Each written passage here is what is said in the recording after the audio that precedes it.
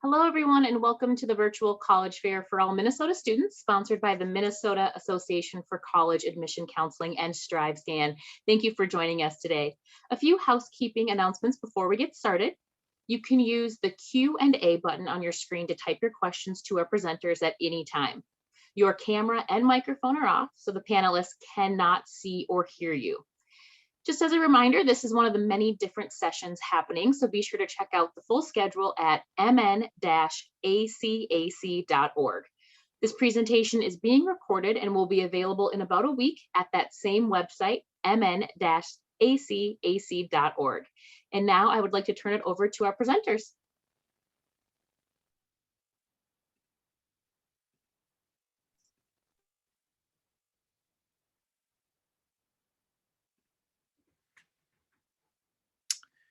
Hello, everyone. My name is Scott Hochhalter. I am the Assistant Director of Admissions for the Minneapolis College of Art and Design. And I'd like to welcome you to our presentation, Applying to the Arts During COVID-19. You'll have to tell me, for some reason now, of course, I can't see my screen. And so I think, oh, there we go.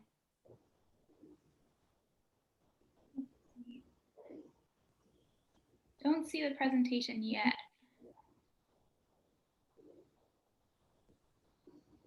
I'm going to try this again.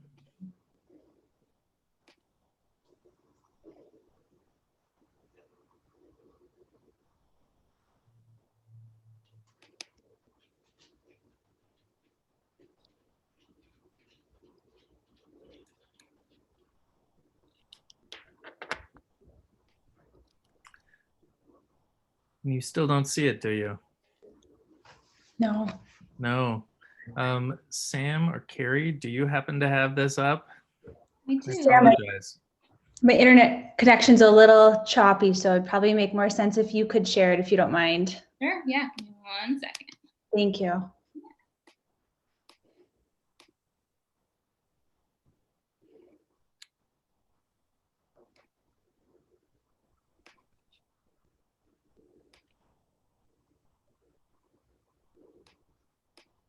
right. Let me know if y'all can see my screen. Yeah, there you go. Thank you. Well, I would like to welcome you to our presentation today. Again, my name is Scott Hochhalter. I am the Assistant Director of Admissions for the Minneapolis College of Art and Design, and I'm joined by a couple of other colleagues. So I will have them introduce themselves. Yeah, hi everyone. My name is Carrie Doolin. I am the Assistant Director of Admissions at the Milwaukee Institute of Art and Design. And my name is Sam Vittori, and I'm the Associate Director of National Admissions at Columbia College Chicago.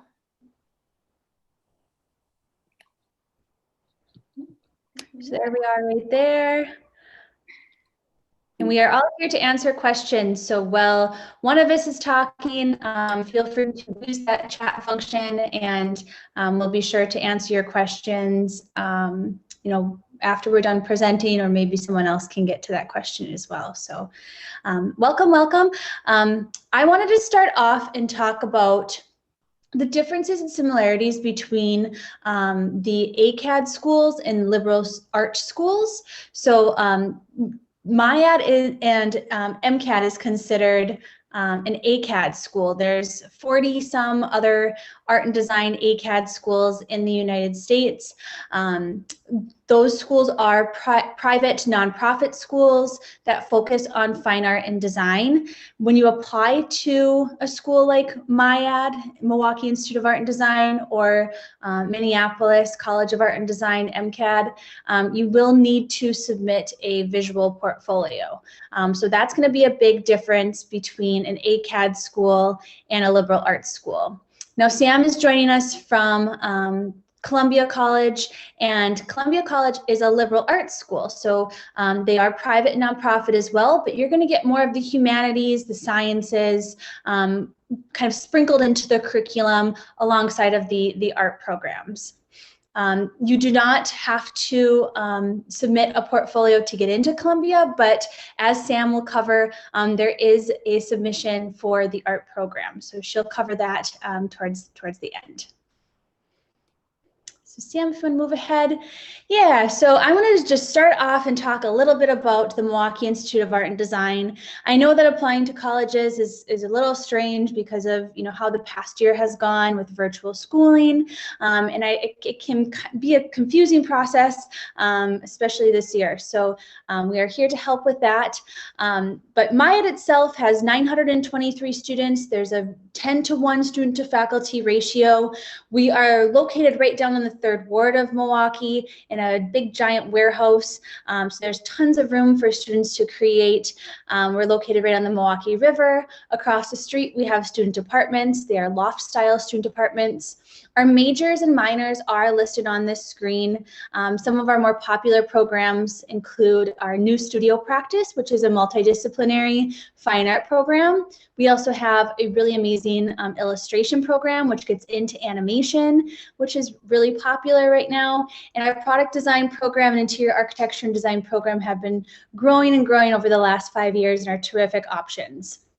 We also have a cross-registration program with our sister school, Marquette University. And over at Marquette, you can take any classes that MACAC doesn't offer, but you can also get minors, including business, advertising, psychology, foreign language. You can, start working towards a teaching certificate. So lots of different options with that connection to Marquette University. Recently, MACAC has been named as one of the top schools in the nation to help low-income students and middle-income students achieve upper class jobs after they graduate. So we work really hard as an institution to make art school affordable. So we don't want anyone to be, worried if they are concerned about the price. We have tons of scholarship options that are available.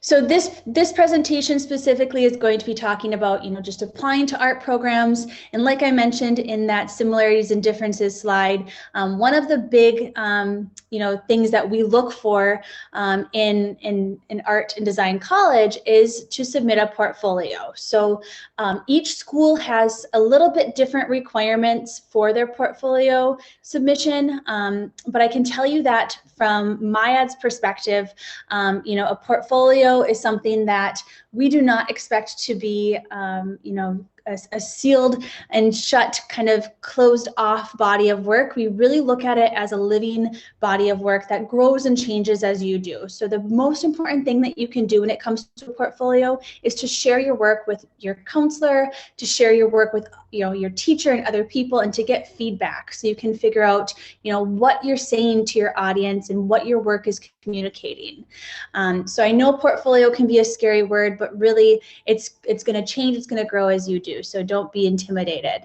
At MACAC, we look for at least 10 images of your artwork. There's no limit to what kind of medium you use. We can take performance art, we can do film, video, more fine art, textiles. So really the sky's the limit. What we want to see in those 10 to 15 images is you. So don't be afraid to show your personality and to play to your strengths. We get some questions from students about sketchbooks. We love to see sketchbooks. We really like to see works in progress at MACAC. Helps us really get an idea of who you are and how you make work, how you create things. So sketchbooks are something that you will want to include, but you probably want to include those in addition to 10 really strong pieces of artwork. So make sure you get 10 really strong finished pieces and then include your sketchbook as supplementary material. We look for at least one drawing from observation. If that's something that you don't have and you want some help on maybe coming up with an idea, I know that our admissions team at MACAC will work with you and kind of give you some prompts if you're looking for ways to build up your portfolio if you're concerned about it not being strong enough. We're willing to work with you along the way. And then just to keep in mind, the 3 things that we judge a portfolio on, we see so many pieces of work come through, and how do you determine what kind of work is good and what kind of work is not good. First of all, I can say that, we are constantly blown away with the work that students are submitting to us. But there's 3 things that we kind of look at and that you can use when you're trying to figure out which pieces to include. So the 3 things that we look at in a portfolio is we look at technical skill. So you want your paintings, if you're making paintings, to be, the really strong application of paint, have color theory, great compositions, things like that. If you're doing photography, we want to see technically strong photography. So, playing to your skill set and making work that you're confident in making is that technical skill set that we're looking for. The second one is going to be content. And when it comes to content, it's okay to be inspired by things around you, by pop culture, by art history, but we want you to take those ideas and make them your own. So we want to see your voice shine through. We want to see how you make things different than other makers and creatives out there. The third thing is going to be ambition. We look for at least one to come down to, your body of work overall. So thinking about how you display your work, how you document your work, thinking about your audience. So if you're making really small pieces, maybe showing that in part of the documentation series. If you're doing a series of work, putting that together in your portfolio so we can see what your vision is.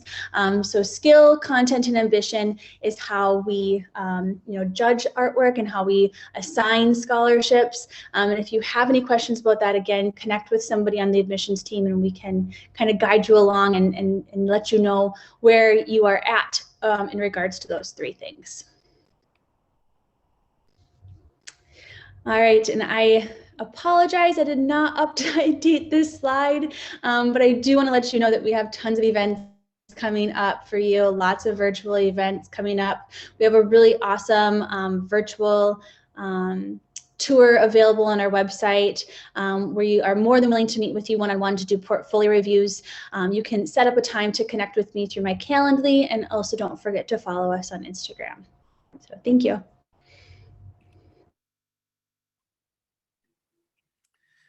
And again, I'm Scott with the Minneapolis College of Art and Design. I do have local territory and Wisconsin as well. So as you reach out to MCAD, we of course are going to get you in touch with the appropriate counselor.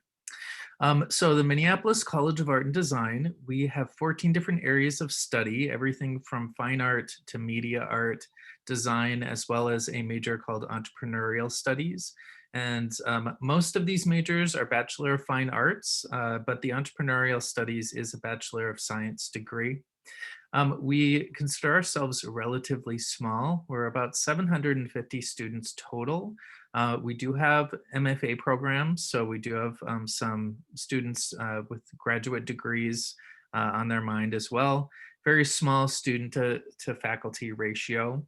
And you have the option of living on campus. We're nestled just south of downtown in a nice residential area. So there are a lot of opportunities for you to live either on campus or near by as well.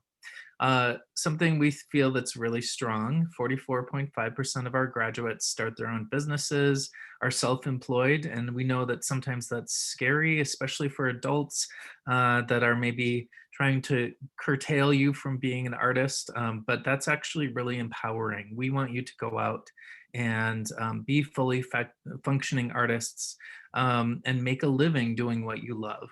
3/4 of our alumni are working in their fields of study. So again, we feel that our outcomes are very successful. Our tuition is below the national average for art school. And we do award merit scholarships all the way up to $80,000. So it is worth it to apply, find out if you're admitted, what scholarship you can earn with us as well. And then another great thing about the Twin Cities is we are less as far as the cost of living than other major cities that are comparable. There are a lot of things happening here in this small city. So Carrie did a really excellent job about going over a portfolio. Some additional pointers for that is definitely check out the schools that you are applying to. We have similar portfolio requirements, but we may have slightly different portfolio requirements as well. So I agree that a portfolio is very much a living entity. If you collected your work today, and if you collect your work in 2 months from now, you should probably have something new, and maybe replace something that you were super proud of just a few months ago. So it's a small collection that represents you. Now, I want to focus a little bit more on the media art portfolio as sort of additional tips and pointers. So always take into account that overall portfolio, but students that are thinking about going into majors such as filmmaking, photography, maybe more web and multimedia areas, you may have a slightly different portfolio, much like I know students that are performing arts students would have an audition, and we will get to that. So there are certain things that you want to prepare for so that you put your best foot forward and show us, the admissions team, who you are and what you can do. So think about especially the technical acuity. We want to see where you're at, and this doesn't mean that you have to be so good that you're going to, you know, be the next Hollywood filmmaker. We want to see where you're at. We want to see what skills you have, how well you can accomplish the things that you're doing. So some of that is through the variety of work that you are showing us, maybe working within different media. Also showing off your personal style, your personal skill set. What makes you different than somebody else who maybe had the exact same assignment? What are sort of the parameters that were set out as expectations, and how did you blow through them? So of course, think about the things that we encourage you as you're making art to always think about, but think about how you can always improve that. I think media art is really interesting because you can shoot film, for example, or go out and shoot some digital images, but you can always still go back in, and in the editing process, you can think about the composition. You can play a little bit more with color or value. You can change those before you have the final piece. So think about also idea development and series. What are the things that you're putting forth with your work? What sort of messages are you saying with your body of work? Are there images or things that relate to each other so that you can call them a series? Those are always really good things to think about as you're exploring media arts. But also think about your materials and your craft. How are you showing us this work? Is it an original print?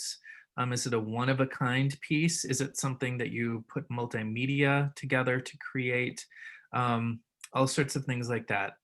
And finally, the documentation, how you are showing us this work. So again, thinking about those other points that I just brought up, how do they come together, and how do you show that clearly within the representation of your work? So cropping your piece, what you are putting into it, as well as what you are leaving out. If you are taking a photograph of another piece, and I have a Polaroid here at kind of the top of your screen, you are going to want to show us that that's an actual Polaroid. So you're going to want to show us that entire frame so that we get that context. And we also understand, because of the media, a little bit how that has sort of a grainy and atmospheric feel to it. Next slide. So think about, as you're creating these pieces and as you are putting them into your portfolio, the lighting that you're using, the cropping and editing, and finally the impact. What, again, the message that piece or that series or your entire body of work, what are the impressions that we are getting as viewers?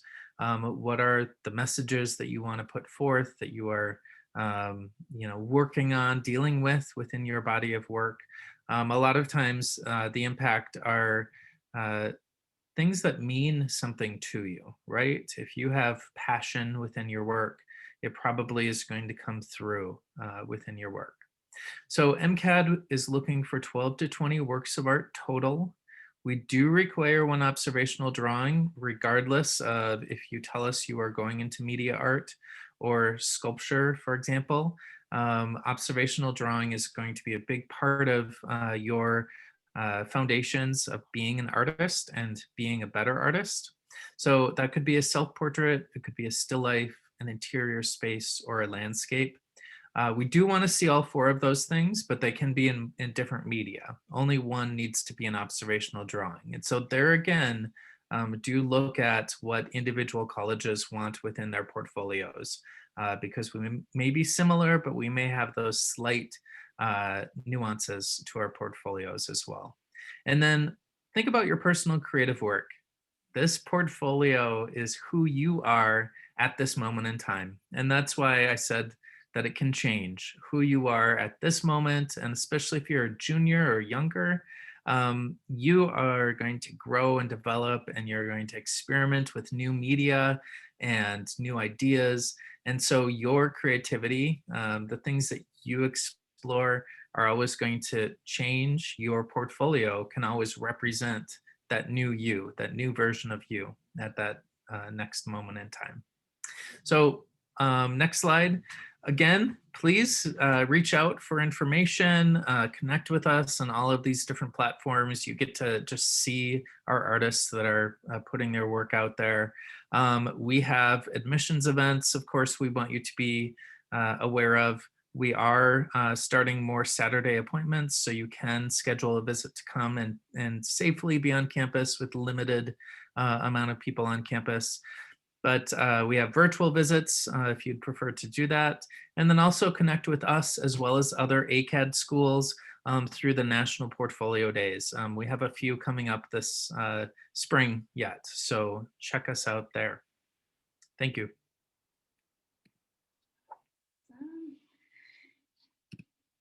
Y'all. Again, my name is Sam, and I am the Associate Director of National Admissions at Columbia College Chicago. I'm also an alum of the college. I love the school very much, so I'm very excited to be here with you all today to tell you a little bit more about Columbia, but also a little bit more about submitting a portfolio or audition for a performing arts major. So a little bit more about Columbia. We are a private, nonprofit liberal arts college. We're located in the heart of downtown Chicago in the South Loop neighborhood. If y'all are familiar with the South Loop, we are across the street from Grant Park, where Lollapalooza happens almost every year. We are surrounded by the best museums and theaters in the city of Chicago, my favorite being the Art Institute. So it's a really wonderful place to live as a student and to learn as a creative. We have over 60 different majors to choose from. All of them involve or surround the creative or media arts, liberal arts, business, or communication. We have about 50 different minors to choose from as well that support our majors. Students can double major, they can major minor, they can major in one and use their elective credits to go wild on our campus in many different creative disciplines across the board. So we have about 20 different buildings in the area. So even though we're in the middle of the third largest city in the United States, our campus truly does feel like a college campus because we have 20 buildings up and down a mile-long strip in that South Loop neighborhood. We have 4 different residence halls. They are all beautiful and amazing, and I miss them as an alum of the college.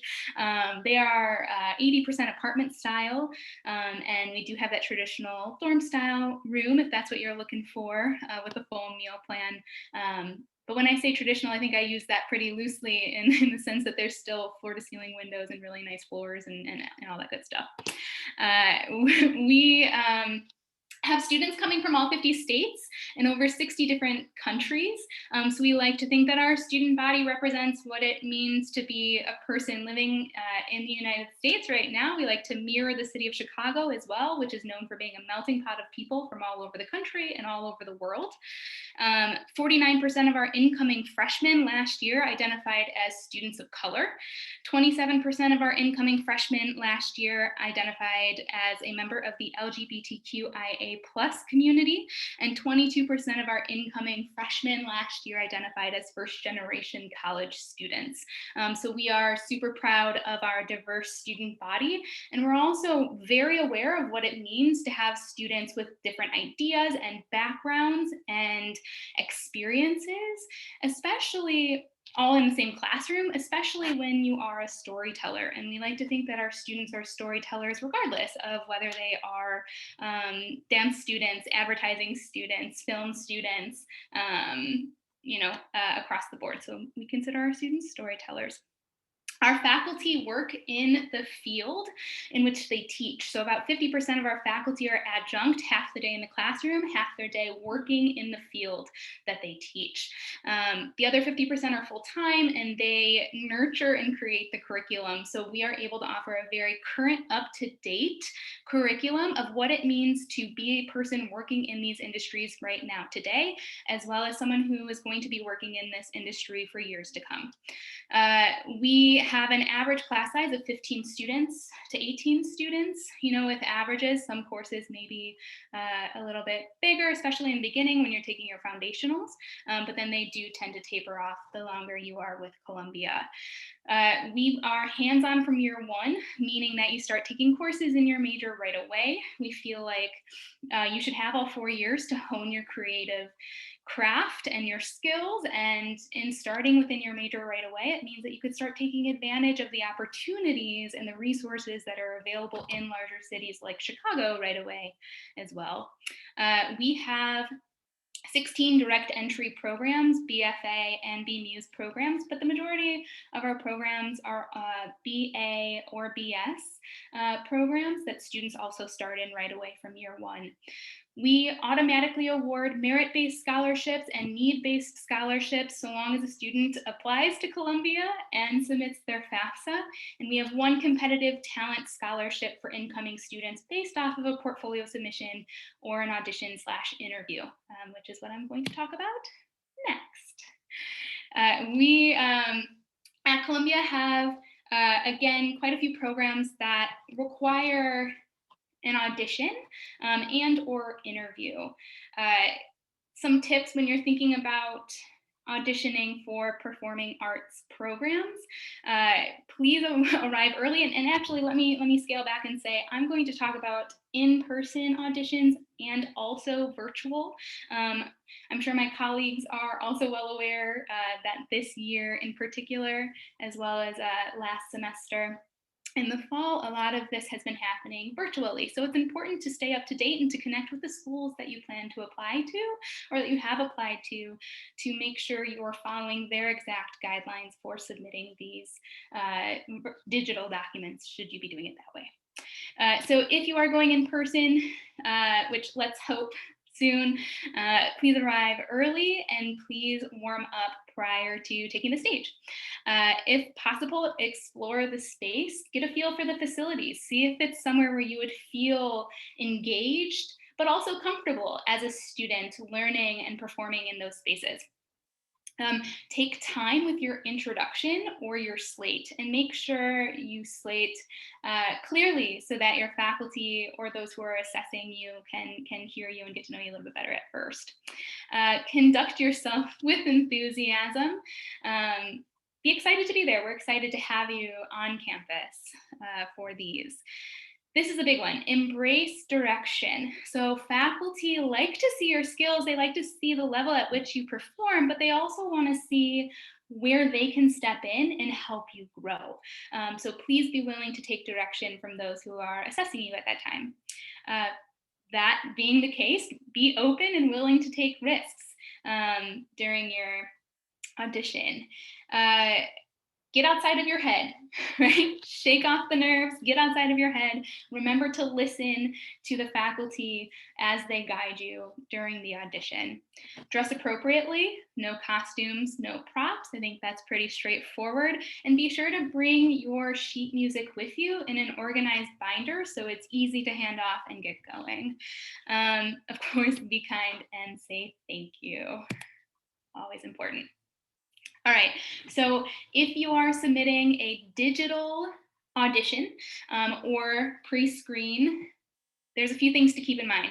You should, of course, consider everything I said in the last slide, but there's a few extra things I think to take care of in your submission. Make sure that your location is bright and clean and clear of outside distractions. We want faculty to focus on you and what you are supplying in terms of a performance.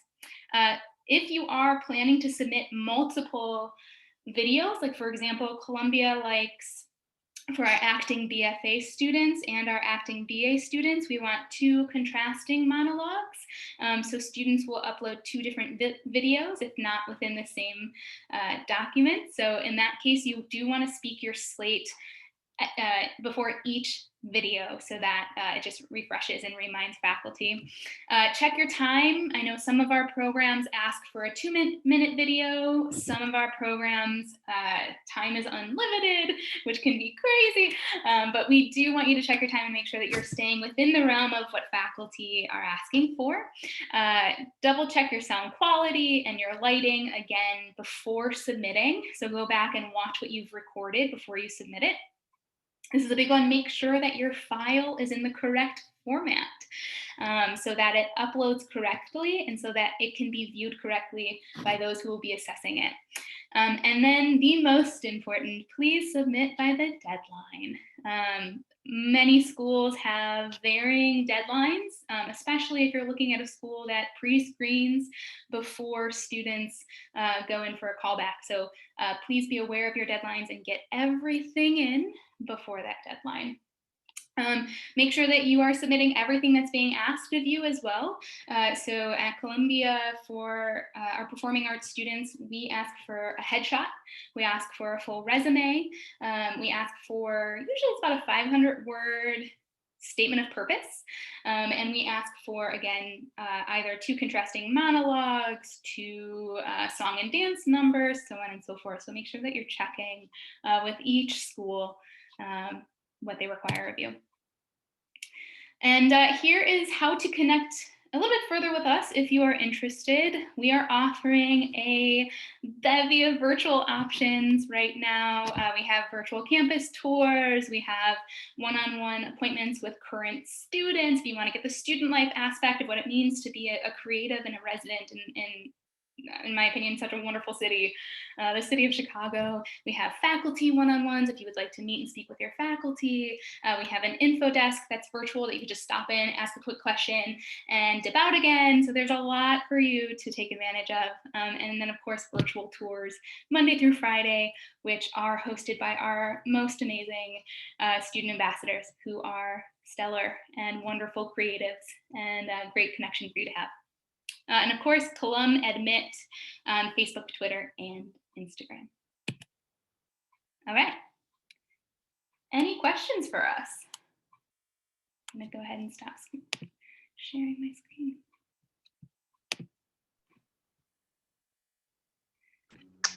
So there were a couple of questions, Sam, that Carrie has been answering, but they are more about acting and performing arts. So if you want to just, maybe you can just reiterate some of this. Is acting considered in these art schools? So Yeah.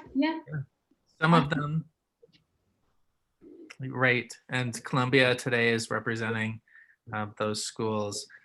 Is there anything for songwriting? Ooh, yeah. So at Columbia, we have a songwriting Bachelor of Music, and also a BA in Music with a concentration in songwriting, composition, and production. So that is an option at Columbia. It's part of our music department, and you have the option to apply for a direct entry Bachelor of Music degree, which is a little bit more honed in and really focused on songwriting and composition, music production. But you could also go the Bachelor of Arts route, which allows you a little bit more flexibility in your curriculum so that you are still taking courses within your major in songwriting and production, but you can take elective credit in any of our creative disciplines across the college. Check it out. At the schools that you're looking into, that's a great question to ask, and to ask how intensive the program is, I think is a great next question for that. Great question. What programs would you ask for an in-person audition? So at Columbia, our in-person audition, when we are again offering in-person auditions, is our acting BFA, our musical theater BFA, our dance BFA, and we do ask for an in-person or digital audition for our music students, depending on your program. But right now, everything is virtual. Hopefully next fall. I see, what is a slate? Slate is your introduction. Yep, right on, Carrie. Thank you. How many students do you accept into the BFA Musical Theater program and the BA Musical Theater program? So our acceptance rate across the college in all of our programs is 90% accepted, because we are a school dedicated to access. We look for reasons to admit students versus reasons to deny students. Our BFA Musical Theater program, though, is by far the most competitive, where we admit 15 incoming students for the musical theater program. If you do apply for the musical theater BFA direct entry program and you aren't admitted off the bat, students have another chance to audition for that more intensive degree their second semester of freshman year, after you take a couple of foundational courses within your major, and you find a faculty member who can potentially be your mentor, and you have some work to show, particularly your growth in that first semester before you audition again for the BFA. So there is another chance to audition later. Students for the BA in all of our programs that are BA or BS degrees, if you're admitted to the college, you're admitted to the program, and you start taking foundational courses within your first semester. Good question. Yeah, I do see, Michael, you have a question about how the pandemic has changed the job market for art graduates. I work really closely with alumni at MACAD. They do some regional recruitment for me, and we just had a conversation where, you know, the work that these students are getting, that these recent graduates are getting, is just through the roof. I think the art industry has really taken off. I think employers are looking for creatives now more than ever. They're looking at, you know, employees being and new hires being somebody that can be a problem solver and think on their toes and come up with, you know, solutions that, you know, aren't just of the run of the mill. And that's really what you learn when you're going to, you know, into an art and design program. I know, at least at MACAD, I can speak from MACAD specifically, but I think the art industry as a total has just kind of grown with this pandemic, and there's even more of a need for that, and there's even more of opportunities for recent graduates to take on freelance projects, which is really exciting, so they can, you know, connect to that industry, that dream industry that maybe they're looking for a lot sooner. So it's a very positive outlook for creatives right now, I would say. Yeah, absolutely. So we asked if song and dance was required for straight acting or performance auditions. Not at Columbia. It is not required to submit a song or a dance for straight acting, but more so for musical theater. Good question. I see a question here about comic art, so I'd like to answer that. MCAD does offer a comic art degree, and we're one of very few that have an actual, comic art focus. There are other schools that do have comic art classes or sequential art that, do give you some experience with that. So definitely, if that is part of your interests, look at, again, the offerings from different schools, but it is a possibility. Emily asked if there's any class or courses focusing on playwriting skills or creative writing. At Columbia, we do offer both. We're a writing powerhouse, I like to think. We have playwriting as a concentration in our theater department. We have screenwriting in our film department, and we have a creative writing department that focuses on fiction, nonfiction, and poetry.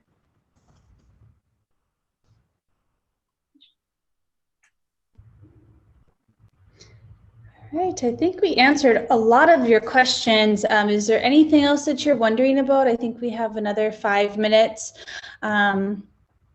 I know I put my email in as a couple of responses, but we will have access to all of the contact information that you shared when you registered for this event. So Sam, Scott, and I will all have access to your emails, and we can get a hold of you as well. But don't hesitate to reach out. You can look us all up on our websites if you wanted to just talk more one-on-one. But anything else that you're wondering about? All right. Thank you, guys. Yeah, one other thing I would say as far as we have a question about courage to show your art. Definitely it is one of those things that is very difficult because art can be very personal, and you're somewhat exposing your vulnerability and other things that you maybe aren't proud of or aren't yet at the stage of being able to show that. Come to National Portfolio Days, and that is a good way for you to get a one-on-one. These are currently virtual, so you're able to kind of choose the schools that are a good fit for you and get feedback from a number of different people. The more you do it, the more acclimated you feel, the more you can gain confidence and also get better at what you do, get better at your art. We did receive another question from Jack. So maybe we could round robin and talk about this. Are ACTs required for acceptance? It's a great question, Jack. And I suggest asking all of your schools that same question, because some schools are changing their requirements for students, especially in the next few years. So Columbia College has always been test optional for as long as we've been open. So not required. You do not need to submit test scores to be admitted to Columbia. Yeah, I don't think they're required for MCAT or MIAD either. So you're all good with that. If you want to submit it, and if you're proud of your score, we'd be more than happy to take a look and share it with the scholarship committee at MIAD. But no, it's not required. We really want to see your artwork and get to know you as an artist and designer. How rigorous are the core classes? So MIAD actually, because it's a studio-based curriculum and because we are an ACAD art school, we do not have those gen eds, those core classes. We have all art and design classes, with the exception to a couple of writing and art history classes that are sprinkled throughout your 4 years. But we don't focus on those general education classes. You will spend your 4 years at MIAD just jumping in and taking art and design classes. Is it different for Columbia, Sam? It is, yeah. So students can currently take courses in their major, elective courses, and a full liberal arts core curriculum. We do have an honors program if you are looking for more rigorous liberal arts and sciences, math and science, history, humanities, all that. So if you are looking for that, we do have that honors program. But yes, students do take about 42 credits in the liberal arts along with their major while they're with us. Gotcha. What is merit aid based on? GPA, ACT, etc. It is at Columbia based on GPA and test scores if submitted. If not, it's just GPA. How about y'all? I'd say the portfolio is the most important thing. So Of course, your GPA, and also if you do take the tests, you can send them in. If they help you, we'll obviously use them. If they don't, we don't use them. But your portfolio has the biggest weight over everything. Yeah, and at MACAC, we have kind of like a balancing scale. So if you have a really good GPA and a really good portfolio, you're going to score higher on our merit scale. If you have a lower GPA, then it's going to be important to really get that portfolio up so you can still be qualified for some of those higher level scholarships. So we don't turn students down because of low GPAs, especially with this pandemic. We understand how challenging virtual schooling can be. So we want to work with you. We can help you build up that portfolio if you're concerned about your GPA so you don't get disqualified for earning merit scholarship that will help you pay for school. There's one more. Are you looking for potential or innate talent? Also, do teachers work with students one-on-one? And I think we're just at time. So would anyone like to answer that live, or we could share our email addresses again, or reach out to you directly to answer that question? Yeah, I can say that we do all work one-on-one. All of our schools do offer really, really intimate learning environments. So that's something that you will get. And, we're looking at talent of all levels. So yes, please reach out to us and we can talk more about that.